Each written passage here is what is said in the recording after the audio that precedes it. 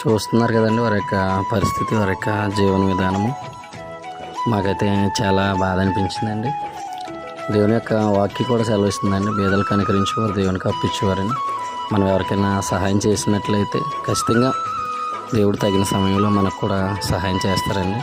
మనకున్న దాంట్లో కొంచెం పక్క వరకు పెట్టడానికి మనం ప్రయత్నం చేద్దాం అన్న ఉద్దేశం కలిగి మాత్రమే మేము ఈ యొక్క వీడియో అప్లోడ్ చేయడం జరుగుతూ ఉందండి. ఈ యొక్క వీడియో చూస్తున్న ప్రతి ఒక్కరు కూడా మీకు చేతనైన సహాయము ఇటువంటి పేదవాళ్ళకి, ఆహారం లేక బాధపడే వారికి పంచిపెట్టడానికి ప్రయత్నం చేయండి. మా ఈ పరిచయం ద్వారా ఇంకా అనేక మంది బలపరచబడాలి, అనేక మంది ఇటువంటి పరిచయం చేయాలన్న ఒక ఉద్దేశంతో మాత్రమే మేము ఇంతగా ప్రయత్నం చేస్తూ ఉన్నాం, ఇంతగా చెప్తూ ఉన్నామండి. ఏదేమైనా ఇక పరిచయం ద్వారా దేవుని నామానికి మహిమ కలుగునుగాక. ఆమేన్.